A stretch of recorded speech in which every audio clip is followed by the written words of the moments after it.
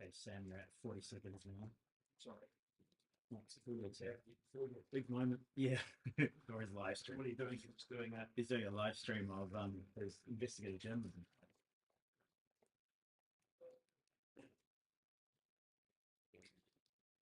You're at 20 seconds now.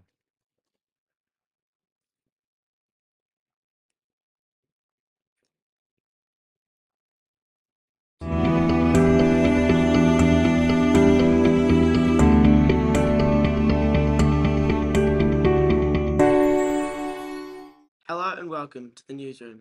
Today we will be talking about something that is being discussed all around New Zealand, from homes to Parliament, the use of 1080.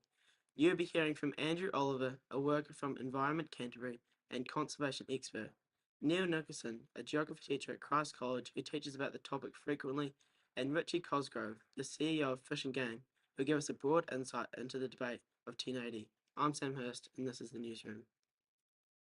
1080 is a poison used in New Zealand to try and control the possum, rat and stoat numbers. These animals are causing major destruction within New Zealand's native bush and farmland. New Zealand is the world's largest consumer of 1080, using about 80% of the world's supply. 1080 is applied aerially from helicopters flying over select parts of native bush with high numbers of possums, rats and stoats. The poison is claimed to be very effective in controlling pests and is well suited to New Zealand's diverse landscape. Whilst 1080 is used to try and decrease the number of predators in the natural environment, there have been several instances where it has killed non-targeted species. The poison has the ability to not only kill rats, stoats and possums, but it can poison the family pet, native birds and game animals by slowly stopping their breathing and causing disruption in the central nervous system. This has led the use of 1080 to become quite a contentious issue in New Zealand, as people are concerned about the future of our native environment and wonder if the positive effects of this poison outweigh the negatives. The Department of Conservation, or DOC, is the Public Service Department of New Zealand. They enforce laws that protect New Zealand's natural environment. In order to protect New Zealand's native birds, DOC has taken the lead on introducing the use of 1080 to try and kill our possum, rat and stoat population in order to give our native species a chance. I emailed the media team asking for an interview with someone on this topic. They advised me they didn't have any time available and directed me to their webpage. There, it states that DOC believe 1080 is the most effective way of killing possums, as it can kill 98% of the possums in one drop. While they know there are some negatives when using 1080, they believe the positives outweigh the negatives. DOC says that an estimate of 25 million native birds are being killed in New Zealand each year. Habitat loss and introduced predators, such as the Australian bushtail possum, have caused 50 native bird species to become extinct. This statistic is not one that DOC are proud of and do not want to see increase in the coming years. DOC ensure that the use of 1080 is a safe way that minimises the effects and risks of non-targeted species, humans and the natural environment. I reached out to Andrew Oliver and he believes that right now 1080 is the best way to eradicate the possum, stoat and rat population, but there are other things that we could be doing and if done properly would be better than the use of 1080. So the evidence at the moment suggests yes it is, but there's always a but. And the but is if we could get more New Zealanders involved in the conservation space, we wouldn't have to use poison in the landscape. In the bigger picture, we've got the biggest extinction rate on Earth at the moment. 80% of our native species are threatened with extinction. And the question is, what do we do what's the best way to reverse that? And for now, at the moment, 1080 is the answer. Andrew also stated that if we were to stop using 1080 in large areas, we would need a massive amount of supplies and people. Yeah, they're an effective tool. So when I worked for DOC, for example, at Mount Cook, I did the maths on the national park there. We needed something like just under 1 million traps to not use 1080.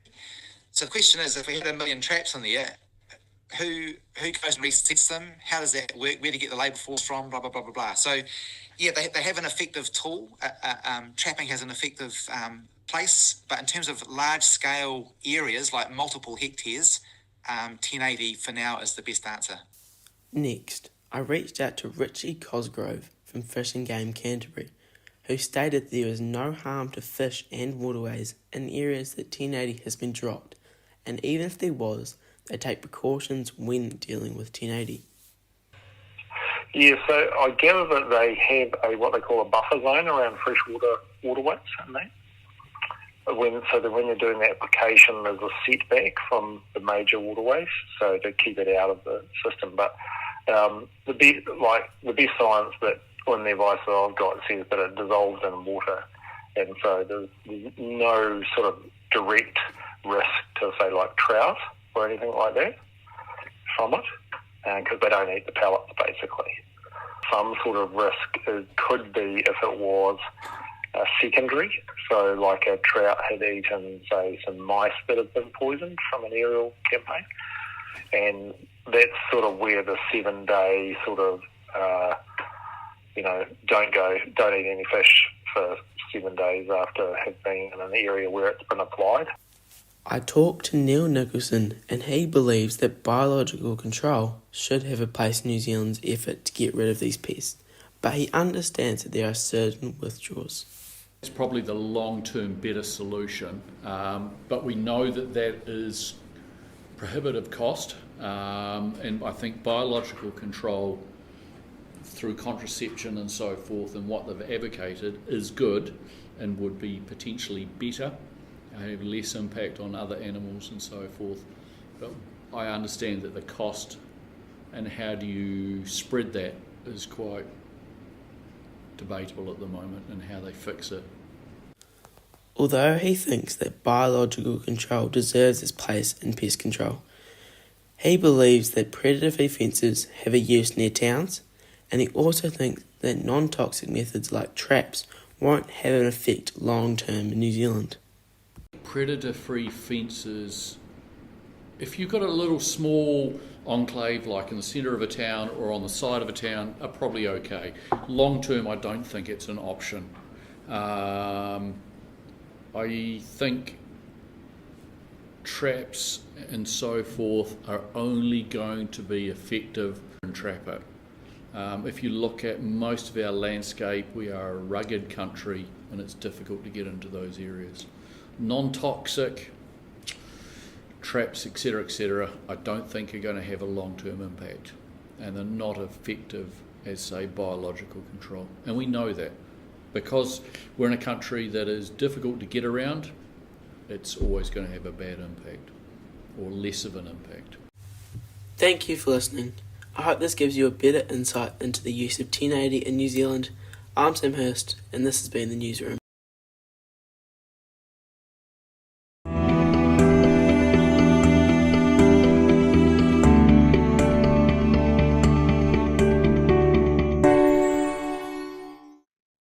Today I'm going to dive deeper into a topic that's creating conversation in people's homes.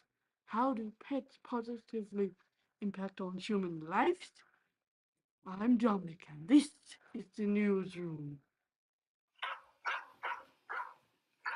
A dog is a man's best friend. We've all heard it said, but why? Well, I'll tell you why in this podcast.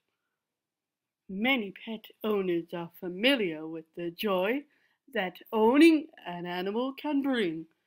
What's less well known are the health benefits of having pets. Finding the right pet for you or someone you care about will depend on factors like your lifestyle, living situation, and your reason for wanting a pet. Today, I want to dive deeper into a topic that's creating conversation in people's homes. How do pets positively impact human life? I'm Dominic, and this is the Newsroom. I communicated with Caroline from the SPCA, and the following is a recording of what she wrote in her email to me. SPCA stands for Society for the Prevention of Cruelty to Animals, and they're an organization that look after the animals found or lost or harmed. What are the benefits of having a pet? At the SPCA, rehoming animals is a key part of our mission. We carefully match animals with new owners to ensure a perfect fit for a happy, healthy life. So pet ownership or guardianship offers proven benefits for mental and physical well-being. Here's how pets can improve your life. They can reduce stress, so petting an animal lowers blood pressure and helps people relax. Pets can also help individuals cope with distressing life events. They can provide companionship. Pets reduce loneliness and offer constant affection. They also help foster human connections and friendships. They can encourage routine and motivation. By caring for a pet, it gives a structure and a purpose, which can help manage conditions like anxiety and depression. They can promote activity. Pets, especially dogs, encourage regular exercise, benefiting physical and mental health. And they can boost productivity. Pets in the workplace can reduce stress, enhance collaboration, and increase productivity. What type of pets do you have? I have a small dog by the name of Birdie. Why do you have your pet? Well, the main reason I have my pet is for some companionship, to keep me company, and she just makes me happy. How does Birdie make you feel? She makes me feel very loved, and she helps me to be more active because I have to get outside and walk her even when it's raining. I'll tell you one more reason. It makes me get out and meet people because when I go to the dog park, I can talk to other dog owners, so it helps me be social and helps Birdie be social with other dogs. Why don't you have a pet? I don't have a pet because my mother is allergic, so it is not an ability to do. Why would you like to have a pet? I think having a pet would be quite a fun thing to have. It would also be a great excuse to get you out of the house and get you moving. If it was something that needed walking like a dog, or if it's something like a cat, just having one I think would be pretty cool. What about a guinea pig? Yeah, that could be cool as well. Or what about a rabbit? Yeah, there are multitudes of different animals that people keep as pets. That is correct, and I think any of them would be kind of cool. Let's bring us all the benefits, so we have to look after them too. The SPCA is really careful about where they home their animals. Do you have a system for choosing new owners for the pets you have in your care? Yes, we do have a system to ensure we find the right forever home for our animals. Here are the steps. First, adoption application. To adopt an animal, you can browse adoption profiles and apply for the animal you're interested in and that you think will be a great fit for you and your lifestyle. The second step is an interview. After applying, SPCA will contact you to ask more questions, and if SPCA believe you could be a great match for the animal you have applied for, they will arrange an adoption appointment. A lifestyle discussion. During the appointment, you'll be asked about your household, including whether you have children or other animals, and if you're looking for a young, adult, or senior animal. You can also tell SPCA what kind of animal you're looking for and what your lifestyle is like. For example, do you want a dog to go with you on long runs? And then our expert staff will make appointments, also allow our animal attendants to spend more time with adopters to match them to an animal that suits their home and lifestyle. After reading through your application, our animal attendants will introduce you to a range of animals that might do well in your home and work with you to find your perfect match. How do pets benefit society? As I explained above or before, pet ownership or guardianship positively supports mental and physical well-being of people. From helping to reduce a person's stress, anxiety or loneliness to boosting a person's physical activity, social interactions and overall well-being. We have learned from Carolyn, Cody and Alex how having a pet impacts the human lives, and we can see if there are proven benefits from owning a pet. To love and care for another being is a great privilege in life.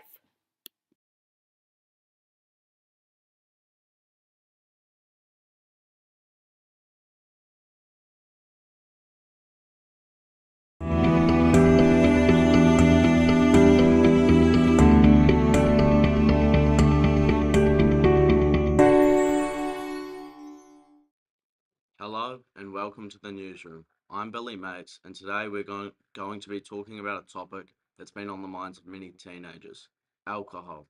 We will be hearing from Hugh Shand, a 15-year-old student, Dr. Michael Harris, a pediatrician, and Dr. Adam Carter, a clinical psychologist. These experts will all share their insights on the topic. Whether it's peer pressure, curiosity, or just trying to fit in, alcohol use is something many teens face at some point. But how do teens really feel about it? To help us explore this, we're talking to Hugh Shand, a 15-year-old student who's going to give his perspective on the subject. Drinking is such a big part of the social life here in New Zealand. It almost feels like a rite of passage for teenagers. A lot of us start drinking pretty young and it's just kind of expected. It's not even something that's questioned. It's just normal. Whether it's at parties, rugby games, or birthdays, alcohol is pretty much always involved. And it feels like everyone takes part in some way.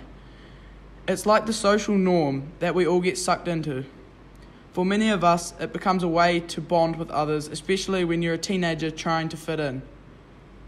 There's definitely a lot of peer pressure, whether people realise it or not. If you want to fit in, have fun, or be a part of the group, it feels like you need to be drinking. It gets even harder when you see all the photos on social media, especially like after parties. Everyone's posting their best moments, holding drinks, laughing, and looking like they're having the best time of their lives. If you're someone who doesn't drink, it's easy to start feeling like you're missing out, or that you're not having the same fun as everyone else. It's not like you're saying no to the fun itself, but the way drinking is tied to those good times can make it feel like you're not really a part of the picture. And it's not just the photos, it's the stories, the inside jokes, the experiences that seem to only happen when everyone's having a drink.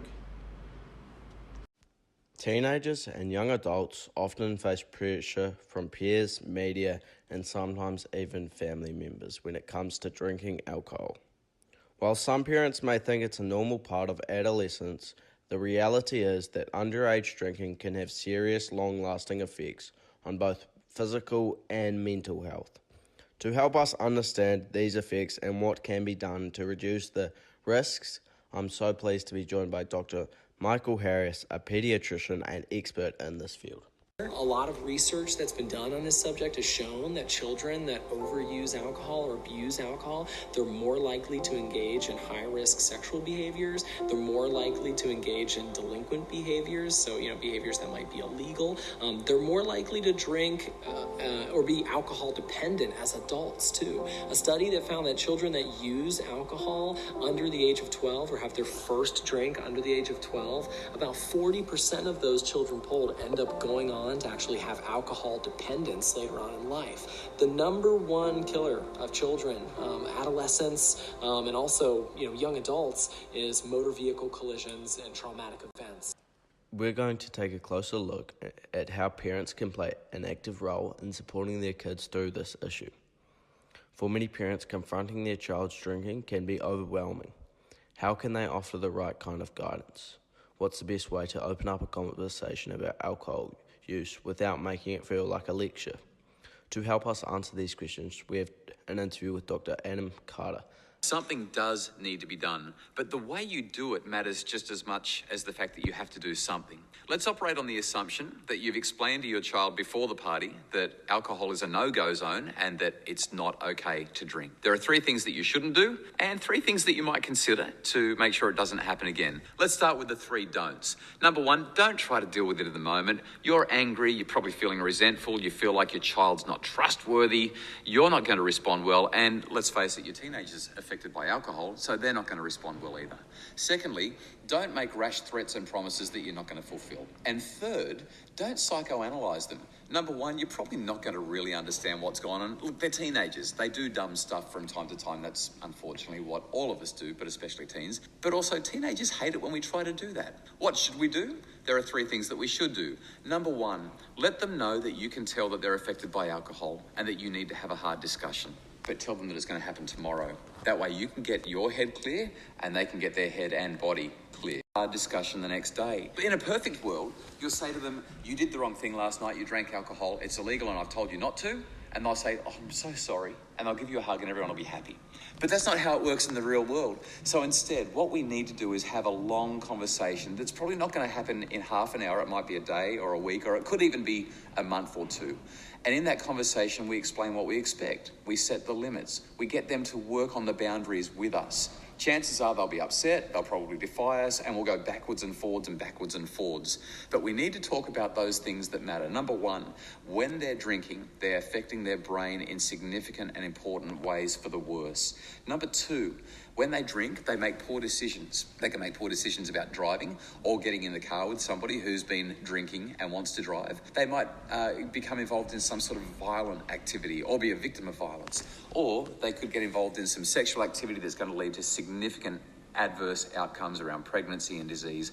Ultimately, it's illegal and they need to understand that. The third thing to make sure that we do tell them is that if they ever get into any danger, we will definitely always be on call to help them. If they get into trouble, that's a different thing, but danger, we'll always be there to help them. Lastly, if things don't get better and if there are real problem behaviours around alcohol, get some specialist help. Sometimes somebody outside your context can help a lot more. As we've heard today, alcohol use among teens is influenced by peer pressure, social media, and the desire to fit in. But as Dr. Harris pointed out, the consequences of underage drinking can have long-lasting effects on both physical and mental health. Dr. Carter also highlighted how parents can play a crucial role by having open, supportive conversations about alcohol, rather than resorting to lectures. It's about creating space for understanding, not judgment. At the end of the day, it's important for teens to know that they don't have to drink to fit in, and for the parents to guide their kids with empathy and support. Thanks for joining us on the Newsroom. I'm Billy Mates, and we'll see you next time.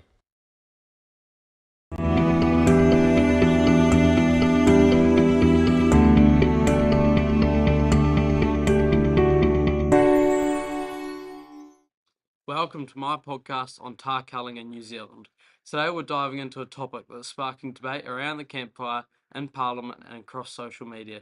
The push to end culling big bulls and in some cases changing the way culling happens in general. You'll be hearing from Willie Dooley from the New Zealand Hunting Show, Luke Kerr from the Tar Foundation and Jojo Wallace, a chopper pilot in Wanaka, which will give us a broad insight into the culling and different opinions. I'm Max McCone and this is the Newsroom. My topic is the culling of tar in NZ, and this is a super controversial topic as there has already been a massive tar cull that raised many questions about if this is doing more harm than good. First, I interviewed Luke Kerr. He is the chairman of the NZ Tar Foundation, and he was on the fence along with 2 people we interviewed. This view on it was that it is a good thing, but the way they're doing it and the fact they're shooting trophy bulls doesn't feel right to him. Here is his voice now. For us, if we want to have a quality herd of quality animals, they need to have their populations managed externally, and as the only predators, that leaves the job up to humans. Mostly helicopter operations. So with that, they fly around and target nannies and juveniles outside of the national parks, Mount Cook National Park and Westland National Park, which are within the Tararua Range. Within the national parks, there's an obscure piece of legislation that means that they have to target every animal, so they shoot bulls in there, which we completely disagree with. It's wasteful, silly.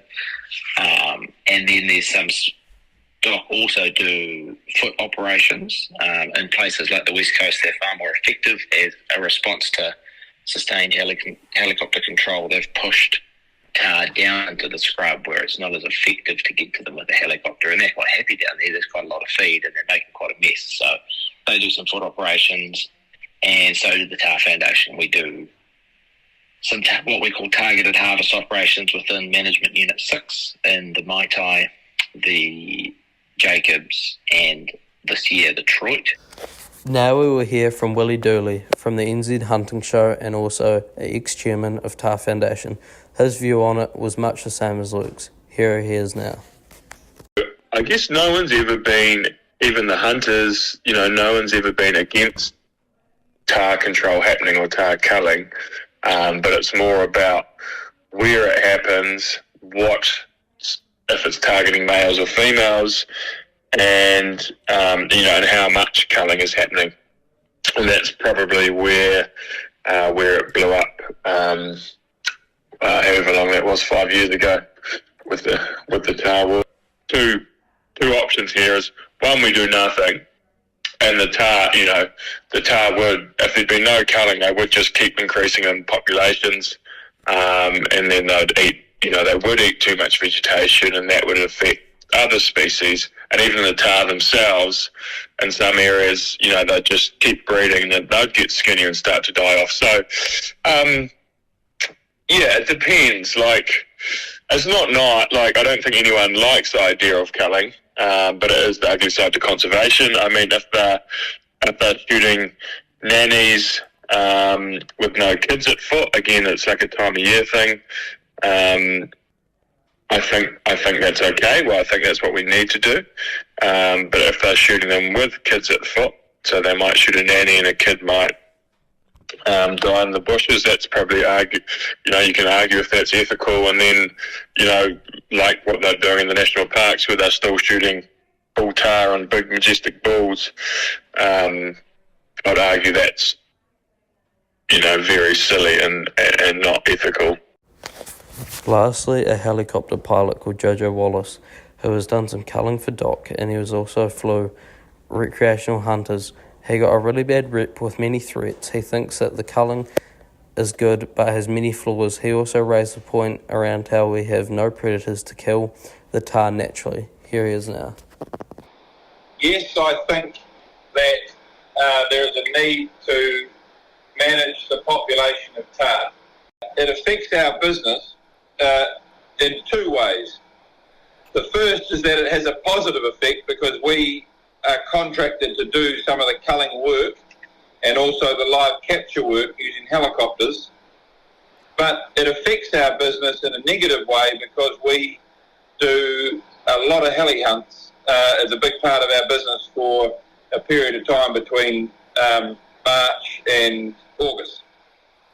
And so if the culling has been too excessive or they've been shooting bulls, then it makes that business harder to find the animal. Yes, we had when we did the culling, we received death threats and threats of sabotage on the helicopters, and it had a negative effect on our brand and family. Mountain lions or cougars. Actually, we do have a few cougars, but not the other cougars. So we don't have all these animal predators to control the animals, and then we don't have a harsh winter. So the trouble is, if we don't control them, they just go out of control. This is the newsroom and all I gathered on the controversial topic of tahr culling. Chirp.